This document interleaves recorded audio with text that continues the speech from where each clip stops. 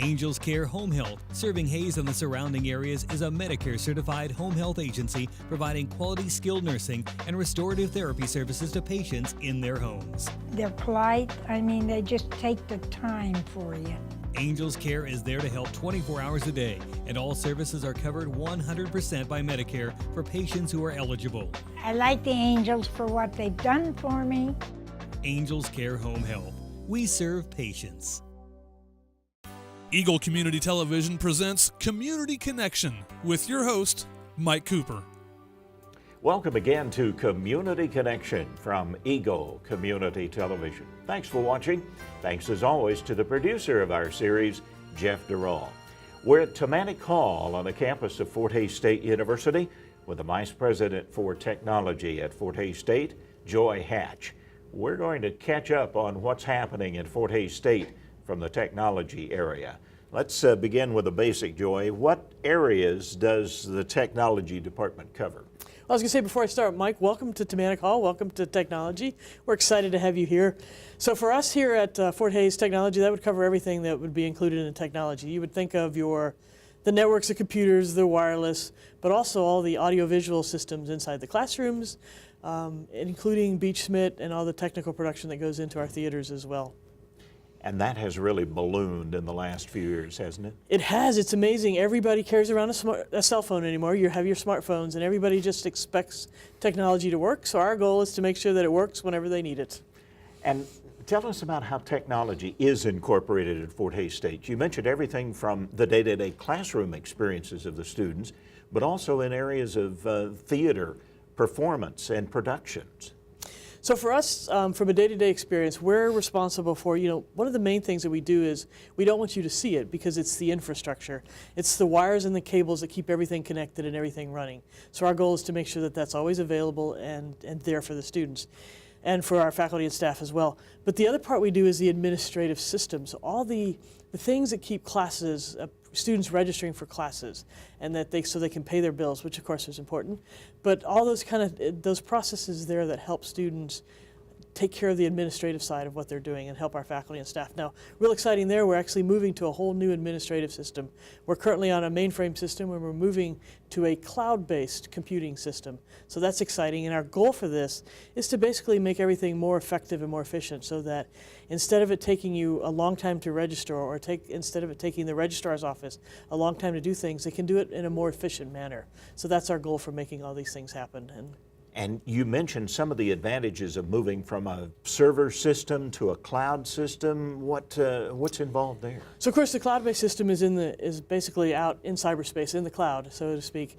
And what it means is that now I can access that system from anywhere. So for right now, if you needed access to our financial system, you'd have to be on campus to make that happen. So this way we'll be able to access them from anywhere in the world that we're at. And of course it's going to help all of our programs that are worldwide as well. And the faculty then also is involved in the overall technology from the standpoint of grading systems, day-to-day class preparations, those kind of things, that involves technology? All of those systems, yes, and those are the things that we're also in the process of changing so that it makes it easier for faculty to submit grades and it makes it easier for them to put the information that they need in there. Well, now you mentioned going to the cloud. Is there a time frame, deadline, window when this is going to occur, Joy? So one of the big things we're doing is we're putting in a new HR system. Not a big fancy thing, but at least we're putting in an HR system so now that our faculty and our staff will be able to view their benefits and they'll be able to view all their information about them online. Right now they can't do that. They have to either call HR or we get a paper copy every week on our paychecks. So this is something that'll go live in January along with the new financial system, and then the student system will follow probably about a year after that. Well, now, how available is all of this technology to a Fort Hays State student, Joy? So the technology is available. All of it's available, and it's all available everywhere. We have mobile, our entire campus is wireless, not mobile. We have mobile apps too that help us, and we'll get more with the new systems. But we have wireless across the campus. Anywhere you are on campus, you'll have access to a wireless network. And so everything's available to our students online somewhere, and usually on a mobile platform as well. Well, now, some of us have heard the term mobile apps. And some of us have even actually seen some of those in action. What kind of things are available to students then when this technology is in place? So it's interesting. We actually build apps. We're starting now looking at systems that actually build apps. So they actually build their systems based on a mobile platform. So whether you are on your smartphone or whether you're on a tablet or whether you're on your computer, the actual app will change based on where you are. So it's using the new technology that's available so that you can still have access to everything you could do at your desk, you can do on your phone as well. And this would be available regardless of what type of system Absolutely. you're working with. And there's just too many systems out there, so we have to make it available for everybody and everything. Keeps us hopping. I would imagine. So these availabilities then to the students, what kinds of things are we talking about for these apps that are coming? So the students can register online. They can also see their courses, they can see their grades, and then they also have a whole platform that's available for them on their activities. And they can actually go online and they can see what activities are there. They can vote on the SGA elections. They can see all of that stuff. All of it's available online for them.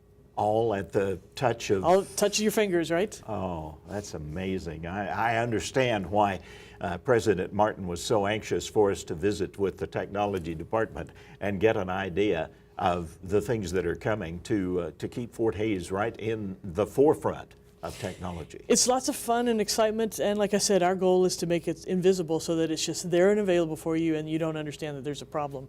It's when the problems happen that we don't like those. Well, and as any of us, regardless of whether it's a simple system or a more complex system, understands that those problems come up, but the idea is to deal with those problems and overcome them then.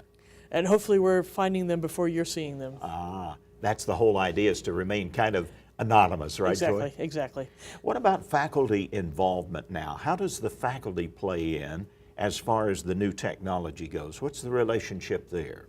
So you will be talking with Andrew Feldstein shortly here, and Andrew works directly with the faculty, but we involve the faculty when we make major changes. We just upgraded our email system, and of course we got everybody involved. We told everybody what was happening. We kept everybody informed, and I think the cutover went really smoothly, and people are actually liking the new email system. So we have to involve both faculty and staff in everything that we do to make sure that everybody understands what's happening and where we're going with it. What about helping students as far as the technology goes? What would you say to parents who are struggling with the technology themselves, and yet here are their children who are probably light years ahead, as many of us parents realize? This is where you go and you ask your grandchildren how to program your phones, right? Exactly. Students are going to have problems. Everybody has problems. We actually have a very robust help desk that we call Tiger Tech. And the students, we encourage them, if you have a problem, call in, we'll help you out, and if we can't help you, we will find somebody who can, so we can escalate the problem. Our Tiger Tech division is something that we've sort of created. We took all of our support options and put them together, and now Tiger Tech is available to all the students, and they can call in and get that information. So, I just encourage people, if you're having problems, call somebody, because it's a whole lot easier to get help than to try to sit there and struggle with the problem. And finally, the area that we are in Tamanic here, talk a little about this particular area and some of its advantages and amenities, Joy. So when I arrived about a year and a half ago, one of the things we did is we sort of looked at our organization and we consolidated like the Tiger Tech group. And we also did the Learning Technologies group. So we're in the Learning Technology area, and it's basically built around a concept that Andrew had of just an open environment and pulling stuff together so that you can now, the desks are all movable, everything rolls and it's on wheels, so you can sort of organize it in however you want, and you can hold a variety of functions in the area. It's a great thing. We have done all kinds of events here, and we just organize the furniture however we need and for whatever purpose we need. Even the furniture is movable. Even right? the furniture is movable. Even the sofas are on wheels. Well, now, Joy told me earlier that Andrew, Dr. Feldstein, is in charge of the cool stuff. So let's find out about that as we continue our community connection. Joy Hatch, Vice President for Technology at Fort Hays State University. Thank you, Mike. It's been a pleasure to be here. Our community connection continues. Angels Care Home Health, serving Hays and the surrounding areas, is a Medicare-certified home health agency providing quality skilled nursing and restorative therapy services to patients in their homes. And the Angel Care nurse comes to see me once a week. Angels Care is there to help 24 hours a day, and all services are covered 100% by Medicare for patients who are eligible. Angel Care has helped to stay home. Angels Care Home Health. We serve patients. Welcome back to Community Connection from Eagle Community Television. Again, thanks to our producer, Jeff Durall. We're back at Tematic Hall with Dr. Andrew Feldstein, who is an Associate Vice President for Learning Technologies Group. That's the shortened version of what Dr. Feldstein does. The longer version, I'm not sure we have time for in our Community Connection program, but we wanted to talk with Dr. Feldstein because he is a part of the faculty here, and as Joy Hatch said earlier, he gets to work with all the cool stuff. Let's start with some of that cool stuff, if we could, Dr. Feldstein. Okay. Tell me about what you work with. Well, I mean, the overall umbrella is learning technologies. And I guess one of the current expressions is technology-enhanced learning.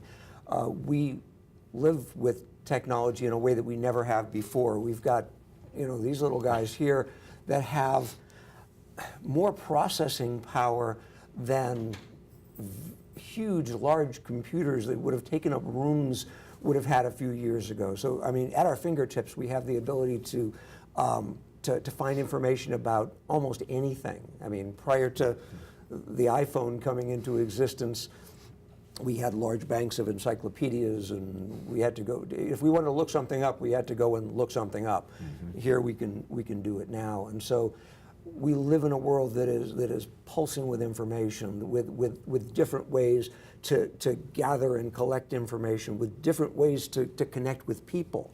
We have the ability to connect in ways that we never had before, from what are considered old technologies nowadays like email, to more instant messaging and to social media with Facebook and LinkedIn and Twitter, where we can connect at a very rapid pace and process a lot of information. That sort of activity needs to be incorporated into our interactions with students, because those are all indicative of the changed way that we all interact.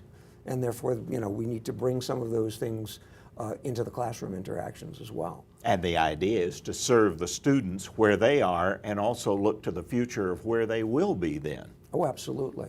I mean, to try to prepare, part of our job certainly is to prepare students for the work they're going to be doing in the 21st century. And much of that work no longer involves isolated work. It involves working with others. So learning to collaborate is important. Learning to communicate is important.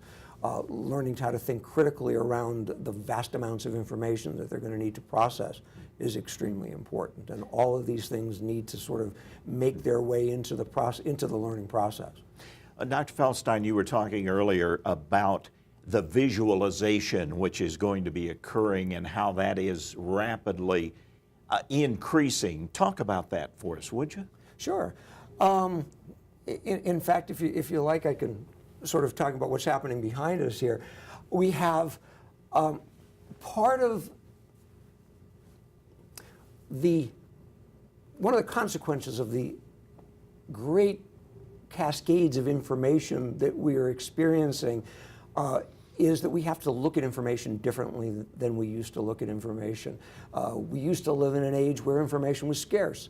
And when information was scarce, we had to spend a lot of our effort finding the information we needed and going out and looking at the various sources and spending ages doing research just to find certain amounts of information on something we were interested in. Looking at the Encyclopedia Britannica under B for whatever information we wanted. Or going home or to the library in order to get to the Encyclopedia Britannica so that we could look at what was under the letter B. Mm-hmm. Nowadays, again, with our cell phones, with everything that's, all of the tools that we have, the information is there. We have information about everything we could possibly want, and so we've now reached a point that we need to be able to process the information more quickly and then try to get to the heart of the matter and to be able to figure out what exactly we're looking for. And one of the tools that has become really popular is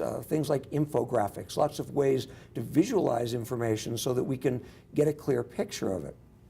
Is that what this is? That's what this is. All right. Talk about that then for us. I mean, what we're looking at here, this is a website which is in fact creating a visualization of Wikipedia. So what you're seeing is this is an interface which takes some of Wikipedia's APIs, which are the things which put out information about the events that are happening on Wikipedia. And each time you see one of these bubbles appearing on the screen, you are seeing some new edit of Wikipedia. Someone has edited that article on Waltzing Matilda.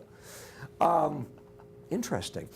And the size of each of these bubbles is indicative of how large the edit is. So the smaller the bubble, the smaller the edit, the larger the bubble, the larger the edit. If we had the volume turned up on this, we would, here, I'll turn it up for a second. We could hear. Oh, the little popping sounds. Are the bubbles popping? Is that what I'm hearing? I turned it off. I put it on mute. Whoop. Never mind.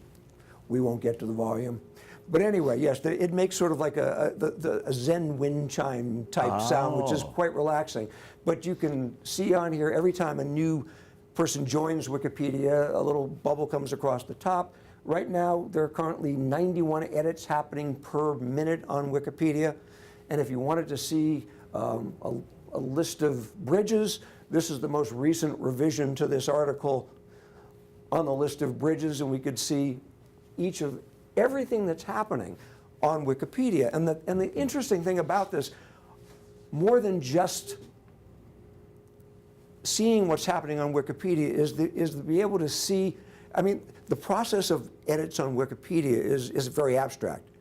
And you can think, wow, there's millions of people maybe editing on Wikipedia. There's millions of articles on Wikipedia. But to be able to see in real time the edits taking place in a visualization that sort of gives you a picture of what's happening is really very powerful. As our producer Jeff Durall had indicated, Dr. Feldstein, Wikipedia, is it authentic? Is it factual? Is it something that people just make up stuff and put on there? Well, I am sure with all the people that are doing edits on Wikipedia that some people do make up stuff and put it on there. But Wikipedia is in fact a crowdsourced encyclopedia, and so there are a lot of people who are committed to the integrity of Wikipedia and to making it accurate. And so when people do put things on that aren't particularly true, other people who are out there monitoring Wikipedia will usually quickly come in and edit out things which are inaccurate or inappropriate. There are also, Wikipedia runs with little things called bots, which detect anomalies in activity, particularly large uploads of information and things that may or may not represent real edits, and those bots will, they're programmed to come in and sort of scrub out things that are So we're seeing a constant editing then on Wikipedia. Right. If you wanted to, in place of the Encyclopedia Britannica, find something about Wikipedia, you could do it from a screen like this then? Well, this is more, just to give you an idea of the activity of Wikipedia. There are, going into actual Wikipedia and looking things up, the traditional way that you would look things up is probably the best approach, because all you're seeing here is what's happening right now. So unless if you're in a mindset where you just basically say, I want to know what's going on right now in Wikipedia, then you look at this and you can see what's going on right now. But if you have an actual query that you want to make about something specific, going through the normal traditional website portal is probably your best approach. Now, with the rapid changes then in technology such as this, here in the Technology Center at Tamanic Hall, how do you stay current? How do you keep up with everything the way it changes? This is something that parents struggle with as well. And that's an interesting question. I mean, staying current in a way is sort of a matter of, rather than trying to catch up, it's sort of, this may sound a little weird, like riding the wave. I mean, because things don't normally just appear out of nowhere. there are usually, as trends appear, there's usually telltale signs of a direction that things are going in. And so you want to look at the next potential logical conclusions of where those trends are going. And trends are broadly identified. If you look at things like the information glut that we've been talking about, that's real. And so you know that there are going to be a lot of people trying to solve that problem, the problem of how to process large amounts of information. And so you look at various technologies for doing that. Something else that parents will want to know, how does the social technology of all of the social media that young people are using these days, how does that integrate with the learning technology? How do you make sure that they're learning and not just socializing? One of the neat things about the social learning aspect is that it opens up and makes a process that was usually a fairly closed process between an instructor and a student. It creates a much more open process where everyone can sort of participate in learning together. And everyone gets an idea. If you're working, we have social learning communities, some of which are formalized, where students can work, can build knowledge together, can share what they've found, can discuss critically different aspects of a particular course, and they can do that in an open environment where not only does the instructor see what they're doing in the form of a paper or a more traditional artifact of education, but everyone can see, if it's designed that way, what everybody else is doing, what everybody else is contributing. So learning then becomes more social. Learning then becomes more in a small way like this, where everybody is participating and contributing to everyone else's learning. So it becomes a group effort, basically, then. Absolutely. What's ahead for technology at Fort Hays State University? Well, these trends that we've been talking about, the trend of social and the trend of more and more information, are only going to be continuing at this point. And I think part of our job is going to be to leverage those technologies and leverage those trends to improve the learning experience and engagement for students. And you, as a faculty member, are going into the classroom here to interact directly with the students here in the coming months. I am. I'll be in my first class this fall, and I'm looking forward to it. I love teaching and staying close to the students, because that's probably the only way that you really are close enough to the ground to get a good feel of what's going on. And as a part of the overall experience here at the Technology Center at Tamanik Hall at Fort Hays State, Dr. Andrew Feldstein has also offered up some of the signage around here too. One particular sign that came from a paper you wrote, Dr. Feldstein. Right, and it was a paper on social learning and creating communities of learning that, as we look at, one of the things that we're starting to look at is the interaction between students in the class. And as they're participating substantively on matters of interest to the course, to see how they're interacting and who's interacting with whom. And just like we want to look at what's happening on, what happens on the first page of a Google search, which is the things that people connect to most. Mm-hmm. You want to see what students people connect, and the rest of the students in the class connect to most. And it gives you a better idea of the interactions that are taking place. But all the signage around this room just relates to certain principles of learning and social learning, community of inquiry, and things that are interest either at the theoretical or practical level as we look at learning and technology. We've just barely scratched the surface, but you can understand there'll certainly be more to come, thanks to the efforts of the Vice President for Technology at Fort Hays State, Joy Hatch, and to Dr. Andrew Feldstein, Associate Vice President for the Learning Technology Group in the Technology Center at Fort Hays State University, our community connection.